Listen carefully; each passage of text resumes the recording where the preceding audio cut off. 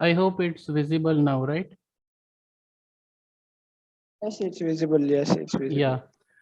So first of all, thank you, Xavier, for means creating such a nice opportunity where we can discuss on this bioenergy things. And currently, it is the need of the hour. And in India also, we have certain biofuel policies that are being going on due to the rise in the petrol prices of petrol and diesel. So, anyways, means coming to the topic, basically here in CSR, CSMCRI, we are working on various types of biofuels, for example, biodiesel, bioethanol, and other renewable energy alternatives as well. So, to means I would like to discuss now on the biodiesel production from marine microalgae. So, coming into the advantages, microalgae offers a broad means advantages such as it can sequester the flue gases, it can use the wastewater for its cultivation and can produce various products starting from the biofuel to biofertilizers, nutraceuticals, animal feed, etc. So the point is that why we have used or tried microalgae for biodiesel only. Basically, we are initially working on nutraceutical products wherein um, we have developed certain process for microalgal pigments, but we have just um, uh, point out that microalgae can also be used for various other purposes, including biofuel. So we have planned just to switch over our focus from high value, low volume products to just low value, high volume products such as biofuel, biofertilizers, etc. Wherein we have encountered several challenges, and at the end of the day, we have came up with a solution wherein we can produce sufficient good amount of microalgal biodiesel. So basically, we are working on a CSR projects wherein there were 9 other partnering institutes across the various coasts of India where participate here in this project. So you can see that starting from the west coast, so to the east coast, we have we have tried to cover the complete coast of India so that we can isolate sufficient numbers of microalgae, which can be screened further to find out the potential microalgal strains which can be used for microalgal biodiesel. So in the first approach, we have directly harvested the microalgal mat and we have prepared microalgal biodiesel from this skimmed off microalgal mat, and the quality or testing, we can say it was qualified the EN standard as well. And here you can see that we have not disturbed the nature, means the microalgal mat again found to be growing at a particularly time period. Then we noticed that it was not a viable approach. So then we have tried out cultivating the microalgal strain in open soil pans. So during the process, we have isolated a particularly we can say a particular strain of microalgae which was found to be halotolerant as well as thermotolerant, which can withstand up to 45 degrees Celsius of temperature and up to a high salinity of 3%.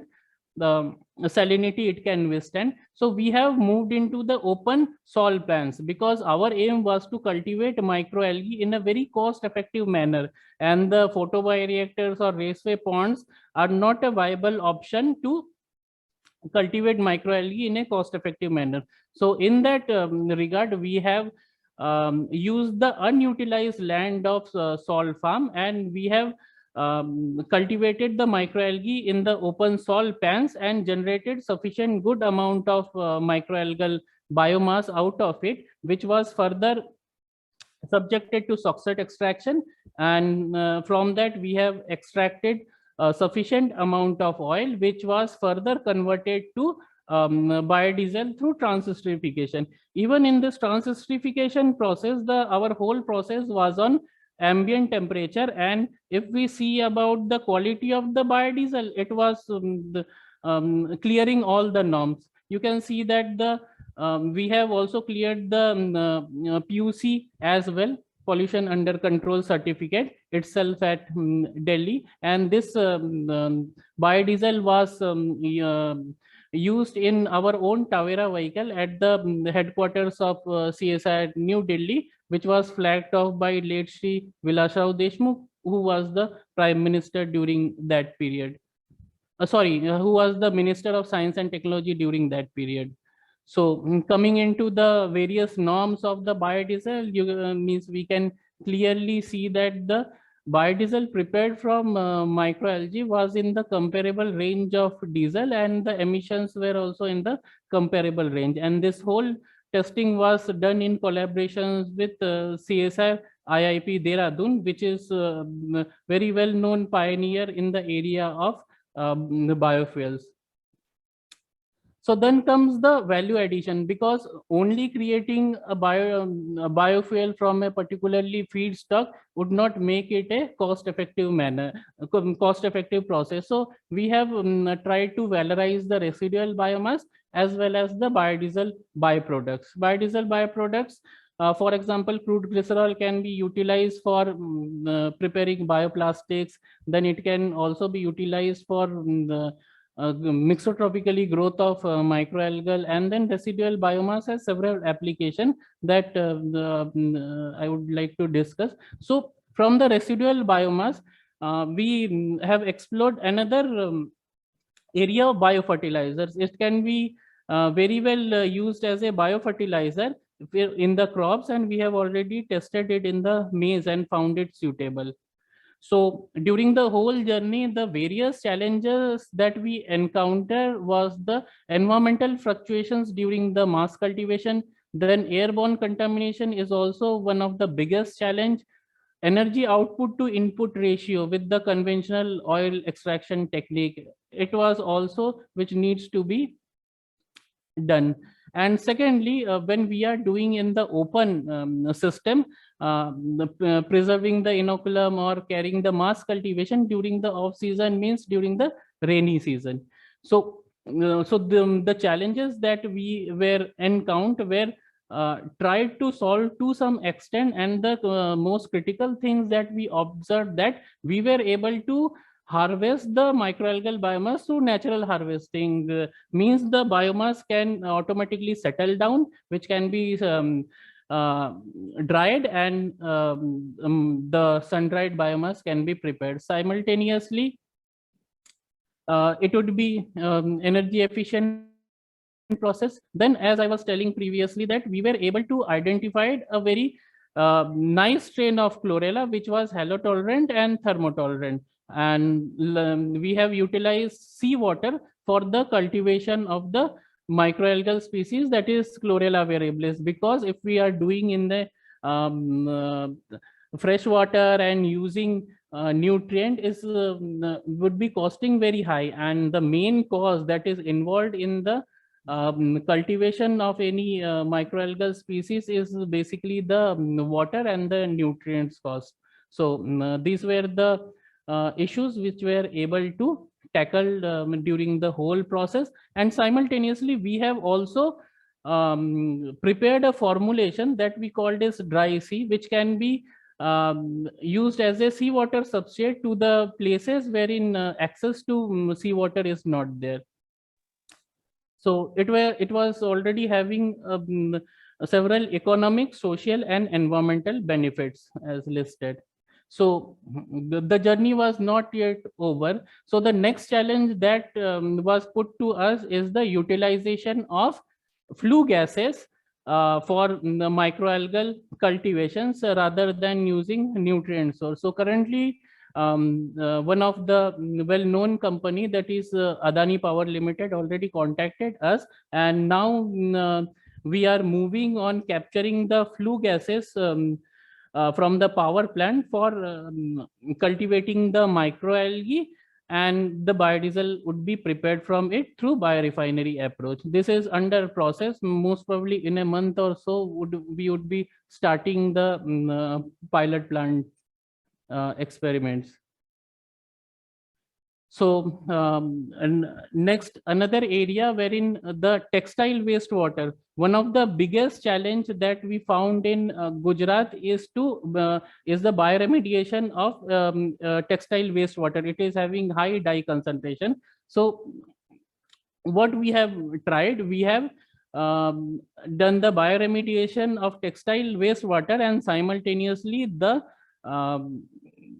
biomass that was obtained from the cultivating the microalgal species in the textile wastewater was processed for oil extraction.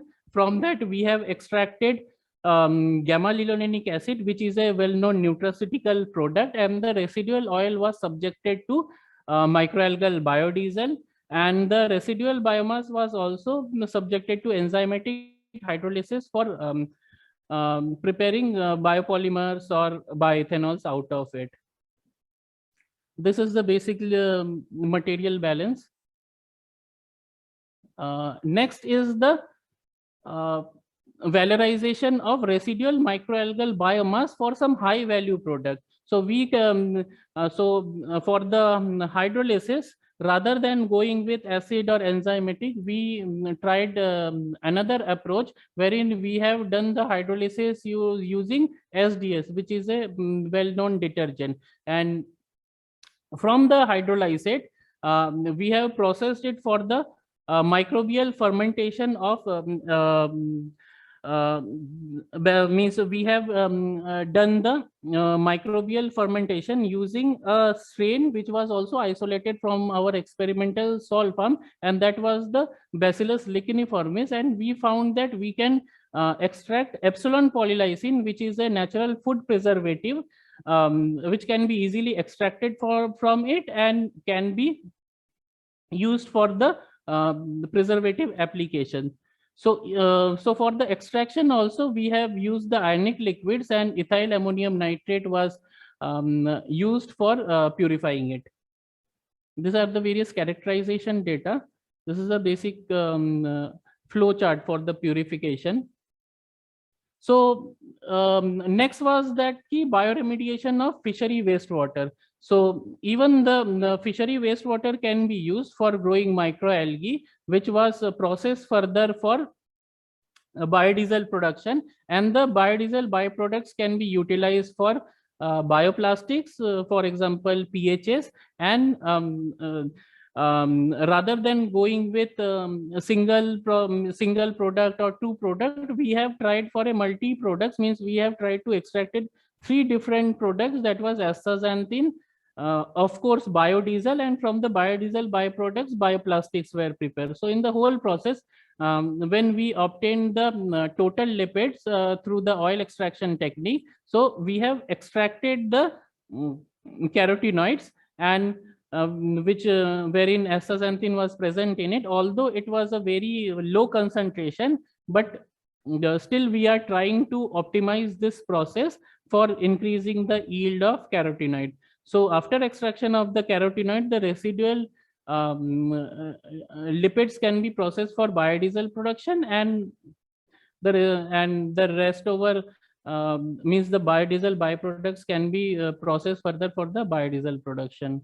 This is the basic material balance that was developed at the lab scale, and we tried to figure out the energy matrix and also the greenness of this, which was found in the comparable range. So lastly, as I was discussed that utilizing the microalgal hydrolysate, we were able to produce epsilon polylysine, which is a natural food preservative, but it doesn't end there, because as far as the techno-economic assessment is concerned, still we were found that we were not in a better position. So in that we have then tried for simultaneous production of both polylysine and polyhydroxyalkanoate, which is a bioplastics using biodiesel waste residue. Means what we have done that utilizing the biodiesel waste residue, means crude glycerol as the carbon source, and the leftover residual biomass was subjected to hydrolysis, and the hydrolysate and crude glycerol uh, was considered as a feedstock for the fermentation, wherein again this Bacillus licheniformis was used, and from the biomass, means the polylysine was the extracellular product, and the polyhydroxyalkanoate, which is a bioplastics, was the intracellular product that was extracted from it. These are the fermentation conditions. We can see the carbon utilization efficiency was also good. This is the NMR profile. Characterization data for the polyhydroxyalkanoate that was obtained.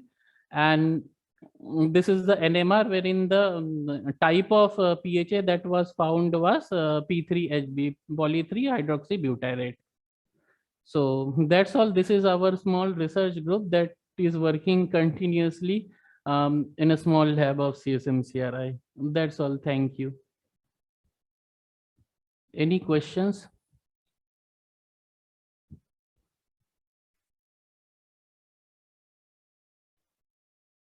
I got one question.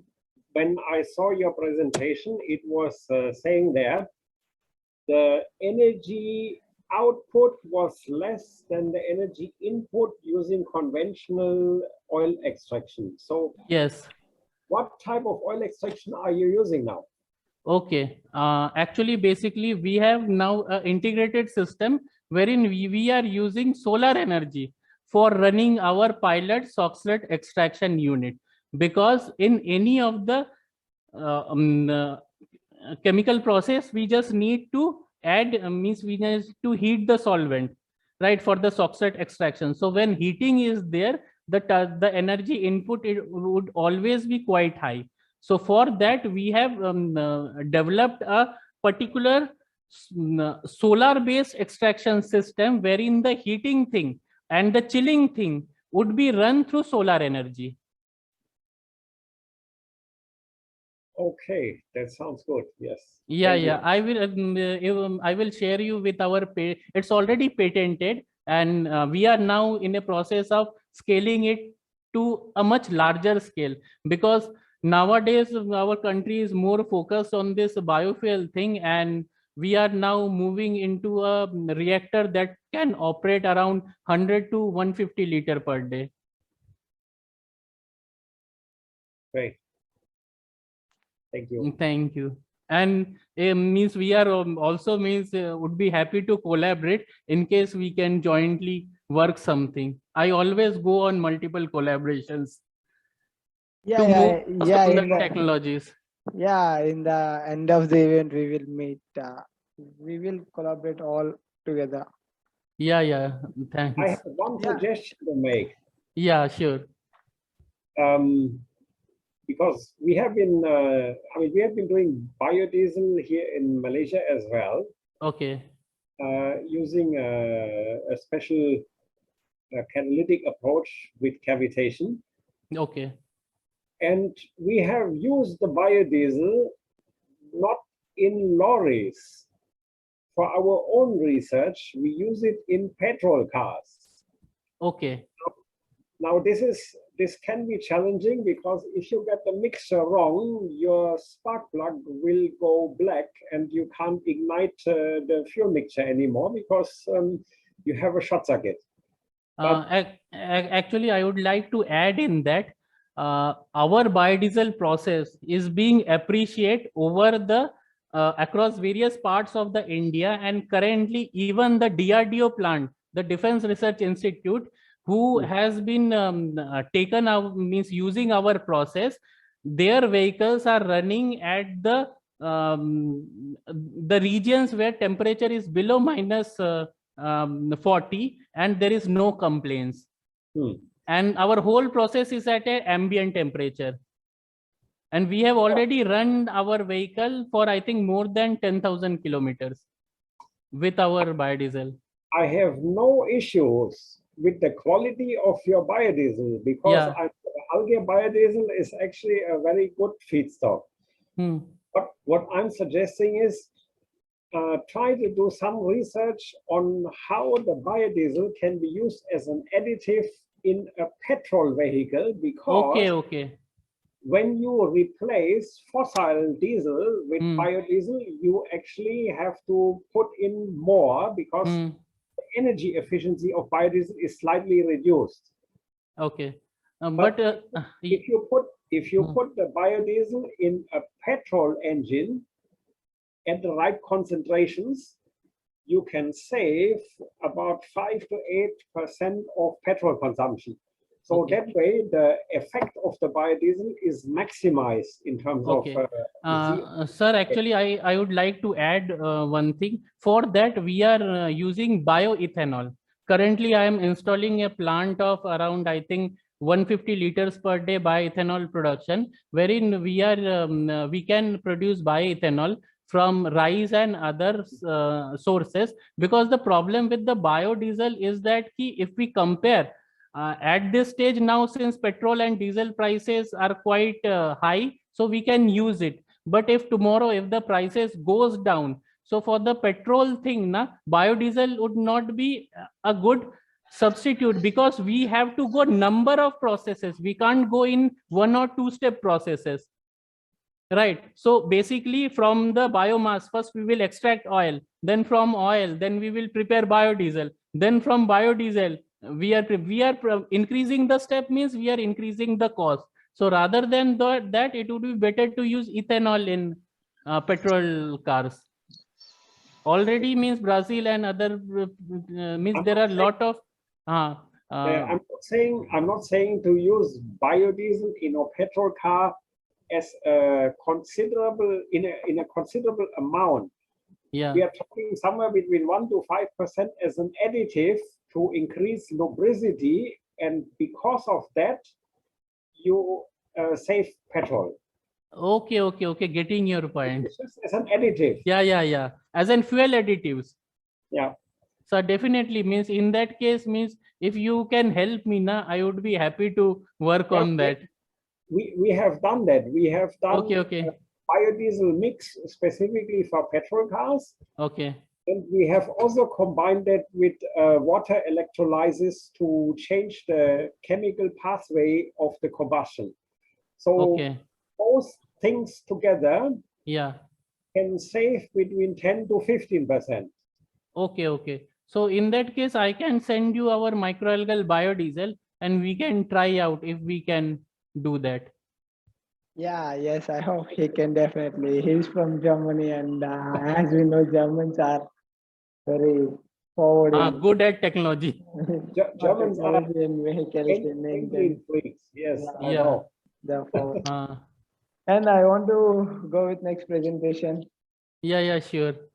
We would discuss later. Yes, in Yeah. collaborative session. Yeah. Thank you. Yeah, Dr.